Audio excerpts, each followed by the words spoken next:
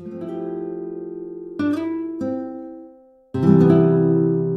talk about notebook style planners and how they really work. Welcome to another video in my Planner Options mini-series where we discuss different options that we can use for our 2026 planners. Today we're going to talk about notebook style planners. So story time, I started actually using a B6 Stalogy in the summer of 2024. I chose this because I had a newborn baby and I felt the need to try to get control of my life again. I don't know if you've ever been in a planner funk, but that's definitely where I was. I completely lost all my creative juices, if you will. I missed my creative hobby. When I was pregnant with my youngest daughter, it seemed like all my creativity dried up. I guess it's like when you're creating life, you're just too tired to create any other kind of art or planner spreads or anything like that.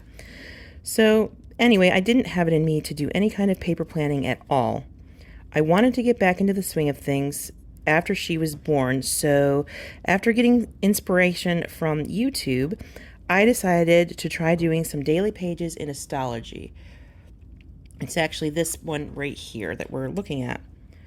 I already had a gazillion stickers and so many washi tapes that were just sitting around, so I thought I would be able to shop my stash and just start getting a little creative and start to try to get some order back to my life.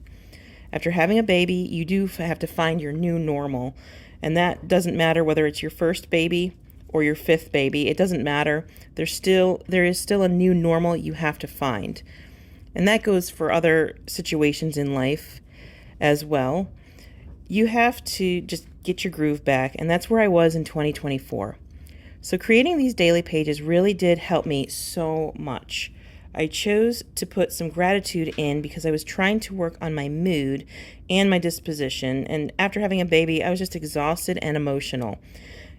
The beauty is you can use anything you want. You can include whatever you want to.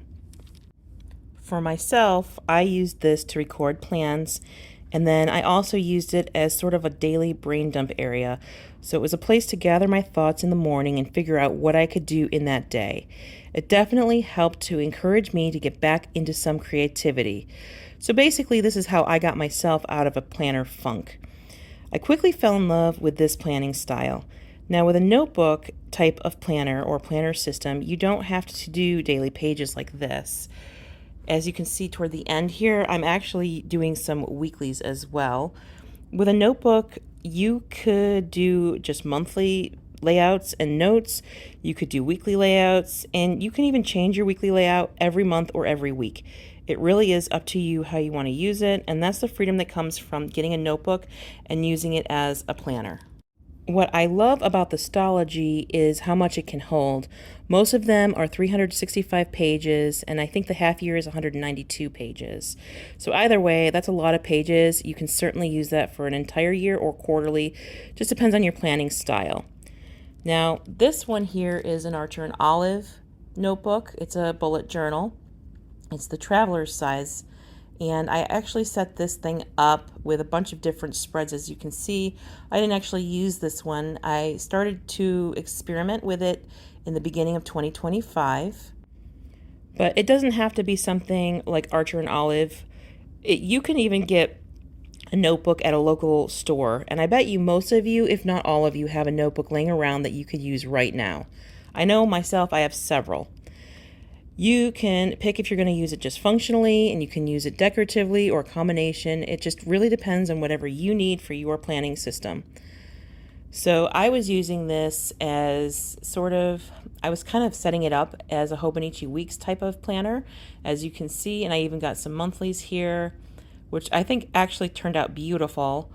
But I didn't end up using this particular notebook. But as you can see, I have a ton of pages left, so it's not like I wasted it. I can still come back in this and use it whenever I'm ready to.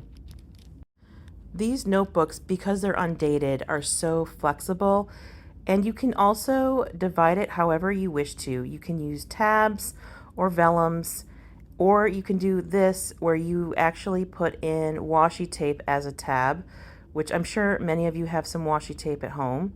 So just use what you have. You don't have to go out and buy new stuff, unless of course you want to.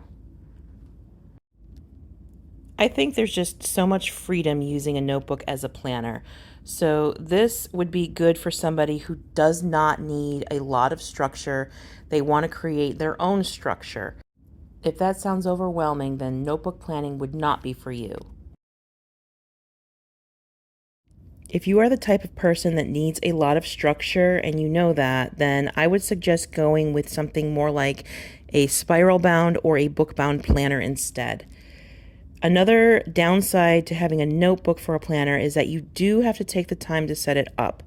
So if you're somebody who does not have a lot of time for something like that or would not enjoy that, then this would not be the style I would recommend for you.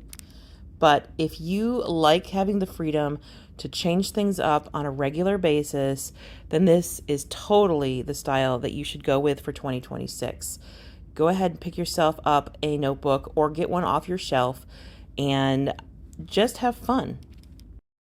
There's tons of creative freedom, so if you are somebody who likes to doodle or paint or draw, then you definitely can take some pages to do that. If you need to have different sections, like for homeschooling, wellness, personal projects, whatever it might be, then you can go ahead and create them. You could do any kind of brain dumps or journaling, whatever you need. Your notebook can be whatever it is that you need for it to be. The other nice thing about these notebooks, and this actually goes for other styles of planning as well, is there is such a variety of sizes. So you need to decide if it's something that you're going to take on the go with you, or is it something that you keep at home. For example, if you want to go out with it, I would probably suggest something small like an A6 size. But if you don't mind it being at home, or if you have the space in a tote bag for it, an A5 might suit your needs better. So you just need to decide what size you need. The other thing to consider about sizes is, are you using it functionally or are you going to be using it decoratively? Because if you are going to use it decoratively, you'll want to make sure you get one big enough to add in whatever type of decoration that you want to use. So if you're the type of person that likes to use washi tape and stickers, then if you get an A6, you won't have a lot of space for your notes and your planning. That could still work for you. It's just something to consider. I think for myself personally, I will always have notebooks on hand. I currently have some empty Stalogy notebooks here even. So if I ever was to get in another planner funk like I did last year, I would definitely consider getting one of these books out and just going with daily pages or setting up a simple weekly layout like the one I'm doing right now, just to get my groove back and get back into planning, get a sense of order over my life and whatever else I need. To me, it's an excellent way to get back into creative planning or even functional planning for that matter. Sometimes you just need a notebook and a pen, and sometimes just keeping it simple is best. So just kind of go with the flow. In my opinion, life changes so much that you really can't be sure whether or not whatever you pick right now is going to work in, say, 3 or 4 months from now. So I would definitely keep this as at least a backup for 2026, just in case I do end up in a planner funk. And I suggest it to anybody who does like to create their own spreads, has the time to do that, and actually enjoys doing that. So that's my take on all of that, and that's all I have for you about this particular topic. Let me know in the comments below, have you ever used a notebook style planner, and what type did you like? Also, I'm curious, what type of pens did you like to use in your notebooks? Let's have a conversation in the comment section below. Now, I hope that you have already subscribed, and if you haven't, I hope you'll consider subscribing. My next video is going to be a talk about one of the more common type of planners out there, the spiral bound planner. I'm sure most, if not all of you, have already had some experience having a spiral bound planner sometime. So let's get into talking about who they're for and some of the pros and cons about having a spiral bound planner. Until next time, folks, I hope you all stay healthy and well, and I will catch you in the next video. Bye for now.